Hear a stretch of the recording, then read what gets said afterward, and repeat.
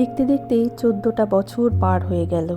আজ গুড্ডির 14তম জন্মদিন। 13টা বছরের প্রত্যেকটা বছর বাবা এই দিনে থাকতো, আর এবারেই প্রথমবার বাবাহীন গুড্ডির জন্মদিন। এই তো গত বছরের কথা, বাবা 14টা গোলাপ ফুলের একটা বুকে দিয়ে গুড্ডিকে শুভেচ্ছা জানিয়েছিল।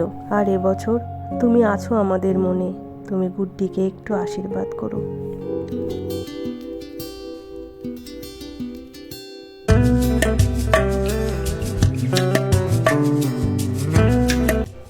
এবারের জন্মদিনে গুড্ডির মিষ্টিগুলো ওর ফেভারিট মিষ্টি, আর সেটা ওর ফেভারিট দোকান থেকেই আমি কিনে এনেছি। ওর সব থেকে আদরের জায়গা ওর দাদা। দুবেলায় দাদার কাছে যে কত আবদার করতে থাকে তার কোনো সীমা নেই। প্রত্যেক বছর জন্মদিনে গুড্ডির দাদা গুড্ডিকে একটা করে সই করা কাগজ উপহার দেয়, আর সেটা দেখলেই গুড্ডি রেগে যায় আর বলে ওই কাগজটা নাকি ওর কোনো কাজে লাগে না, তাই জন্য ওকে 100 টাকার একটা নোট হাতে দিতে হয়, যাতে ও স্কুল থেকে ফেরার পথে একটা চকলেট কিনে খেতে খেতে বাড়ি ফিরতে পারে। বোঝো মেয়ের কথা।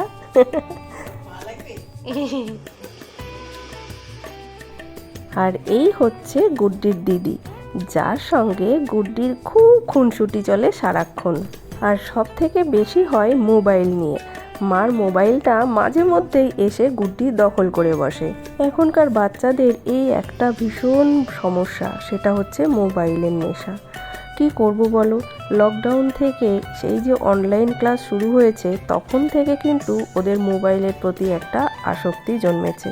আর এখন তো মেয়ে আমার টিনেজ, তাই বেশি বকাঝকাও করা যায় না, একটু বুঝিয়ে সুঝিয়ে ঠান্ডা মাথায় কাজ করতে হয়।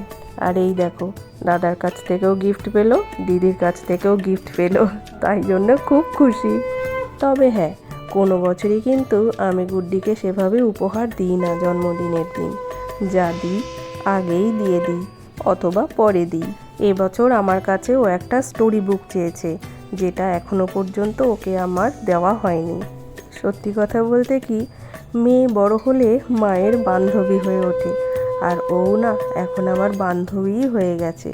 যেখানেই যাই ওকে সাথে করে নিই, যে কোনো কাজে ওকেই সাথে রাখি, এমনকি ওর সাথে মনের কথাও শেয়ার করি। আর ও যথেষ্ট ম্যাচিওর, জানো তো, ও কিন্তু আমার মনের কথাগুলো বোঝে। এই যে বাবা চলে যাওয়াতে আমি যে কতটা ভেঙে পড়েছি, আর সেই মেন্টাল সাপোর্টটা কিন্তু ও আমায় দিয়েছে। ও যে আমায় কতভাবে বুঝিয়েছে, কতভাবে মেন্টালি আমাকে সাপোর্ট দিয়েছে, আমি তোমাদের বলে বোঝাতে পারবো না। আর এবার চলছে বাবার সাথে মজা।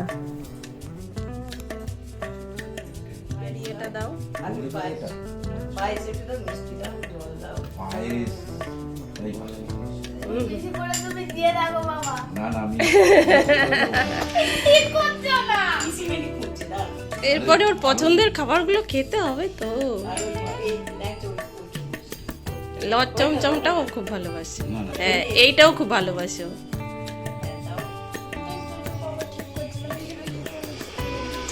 আচ্ছা ঠিক আছে, ওটা অল্প অল্প করে খাও। এই তো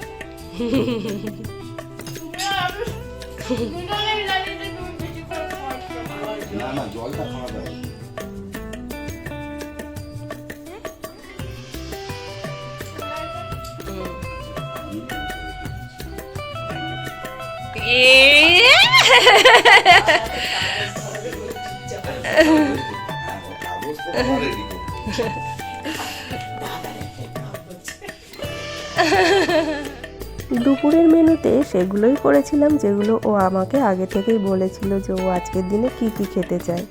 5 রকম ভাজা তো দিতেই হয়, সেটা দিয়েছিলাম। সঙ্গে ফ্রাইড রাইস ছিল, আর পনিরের একটা রেসিপি ছিল, চিলি চিকেন ছিল, পেঁপের চাটনি, পাঁপড়, পায়েস, আর ওর পছন্দের মিষ্টি, আর তার সাথে অবশ্যই স্যালাড।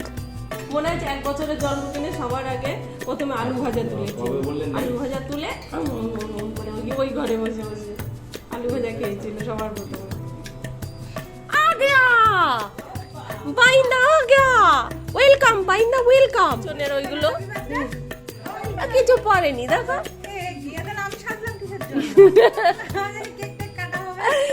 চলো চলো চলো, গভীর রাতের অতিথি তোমরা চলো।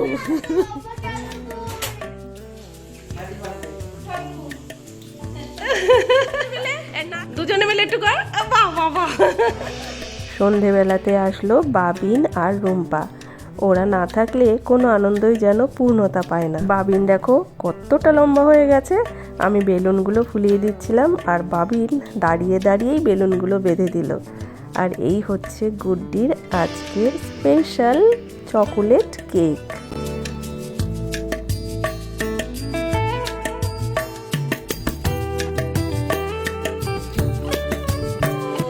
আমার বেবি টিং টি টি টিং টিং টি টি টিং টিং টি টি টি টিং টি টি টি। নমকলে নাও সবাইকে। সন্ধ্যায় ভেজে ফেলেছিলাম গরম গরম চিকেন নাগেটস। এটাও গুড্ডির পছন্দের। ইতিমধ্যেই চলে এসেছে গুড্ডির বৃষ্টিপি আর সর্দি। সবাই মিলে গরম গরম চিকেন নাগেটসটা খেয়ে নিই, তারপর কেক কাটা হবে।